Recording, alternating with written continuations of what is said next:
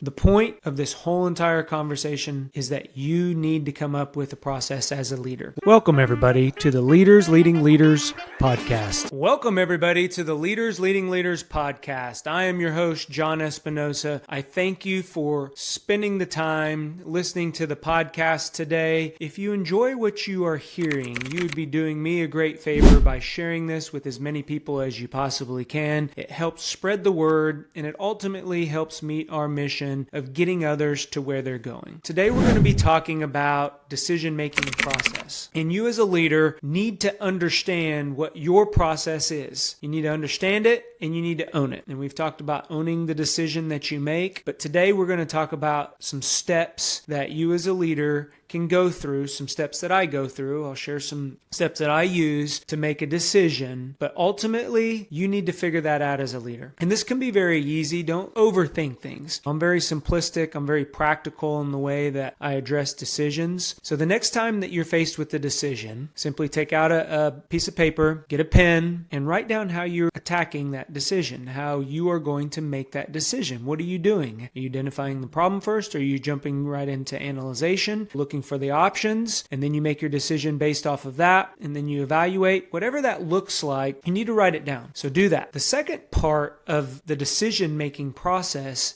is how you analyze the data and ultimately how you're going to make the decision. So are you collaborative? Are you more authoritarian where you're just going to, the decision ultimately lies with you and you're going to make the decision? Are you data driven? Do you like to have as much data as you possibly can before you make the decision? So we're going to talk through all those things, but it is important for you to develop, especially if you're a young leader out there, to develop your decision-making process. And even for the seasoned leaders, you're always maturing in your decision-making process. So it's good to at least have a baseline and then see where there's opportunities to improve. So let's get into this thing. The first step that you're going to do is define the problem or the opportunity. And this is where people I see rush past this first area and they get right into analyzing the options or the data or whatever that looks like. And they're analyzing the wrong information because they haven't clearly defined the problem. So it's very important that you get to the root cause of the issue at hand. And you can do this multiple ways. 5 whys, the Pareto method, whatever method that you use to really define that problem before you get into any part of the decision-making process that we're going to talk to, make sure you write that down. Write it down, put it on the wall. If it's a team decision-making process or if you are making the decision, write it down. Define the problem and write it down so it's in your face. Put it on a sticky note. I put it on the sticky note and I put it on my computer screen. That helps me stay within scope. It helps me keep focused whenever we start getting through the following steps. So step 1, spend some time defining the problem and or the opportunity. Step 2, this is where we're going to start analyzing the data. So we're going to look at the options. Again, I always like to brainstorm this if you're a collaborative decision maker. Get in a room, I hand out yellow sticky notes. I've talked about yellow sticky notes are my best friend. I give everyone a stack and I have them brainstorm options. What are options? Anything's possible as long as within scope. So that's why it's important that we define that problem up front. You can do this individually. Take your sticky notes and start analyzing your options. So that's step 2. Step 3 is selecting an option. So look through your sticky notes, and that's why I love sticky notes, because I can take them and I can reprioritize them. So I look and I do one idea per sticky. I look at that sticky, and if I think that could work, I put it up top and I start maneuvering or I start sorting my sticky notes. Yeah, this may be an option, but it's going to take a lot of resources.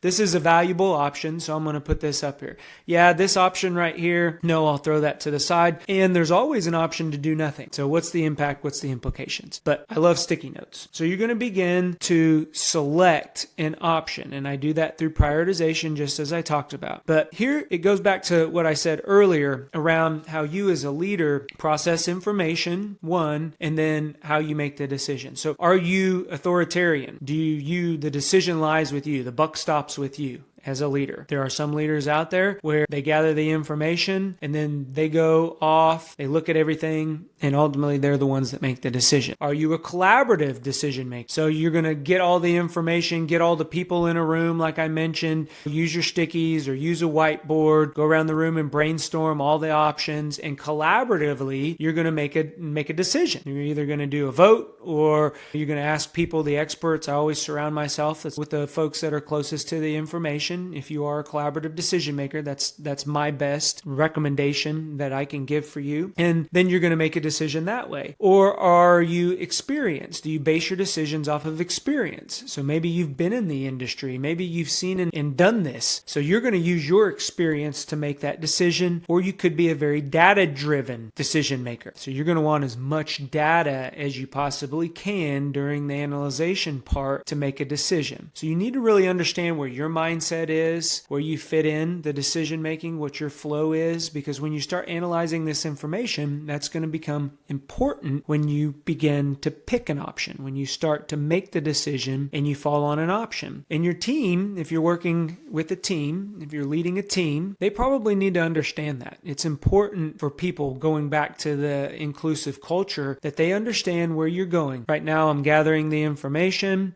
we're analyzing that information, but I'm ultimately, the decision's going to lie with me. So they understand that. They don't feel like they're left out of the process. They understand their role in the process. Again, keep communication all through your decision-making process, especially if it's in a collaborative nature. However, if it's an authoritative nature and the decision lies with you, let them know that as well. So that's step 3, right? We've gone through, we've defined, we've analyzed, and now we're selecting the option. And realize how you're going to select that option. And then step 4 is making the decision. Pick an option. What does that option look like? As a decision maker, you own that option. So even if you're collaborative in your analyzation and selecting an option, you still own that decision. So as a leader, make sure that you're ready to own that decision. Doesn't matter what process that you used up to that point, the decision ultimately lies with you. And then this is the 5th step. So that was the 4th step. This is the 5th step that I think is overlooked a lot, because right when the decision is made, what happens? Everybody goes off and starts implementing and executing, right?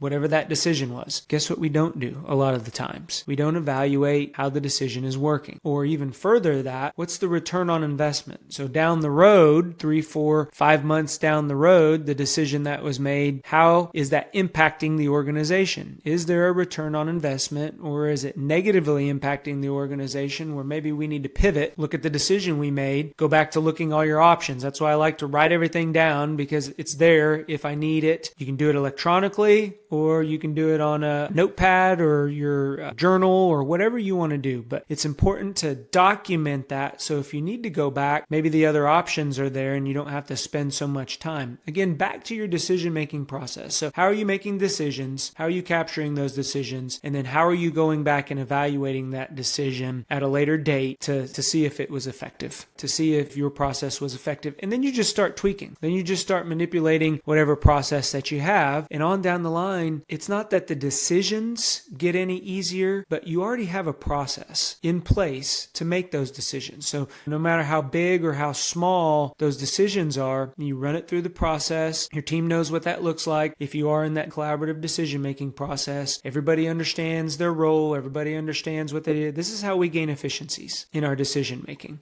as leaders. So it's important for us to document. So let's run back through those 5 steps, because I think they're very important as you establish your process. So step 1 is making sure that you define the problem, and spend some time here. Spend some time getting to the root cause, defining the problem, and or defining that opportunity. Step 2, you're going to begin to analyze options. So this is your brainstorming phase. You're going to brainstorm any option that's possible. And then step 3, you're selecting an option. So go back. How do you select an option as a leader? Are you going to be collaborative? Is it going to be authoritative? Are you data driven? Okay, all those that we talked about. Step 4, you're going to make the decision and you're going to own that decision. And then step 5, you're going to go back and analyze. Now, depending on how big or how small the decision is, probably is going to depend on when you go and analyze that decision. The point of this whole entire conversation is that you need to come up with a process as a leader. What your decision-making process process, write it down, stick to it, tweak it, let it evolve throughout time. That's going to go a long way when you make those really difficult decisions, that you have at least a foundation of what your decision-making process looks like. I hope this helps somebody today. Go be great. We'll talk to everyone later. Bye. If you enjoy what you're hearing, please hit the like and subscribe button. It helps us get others to where they're going.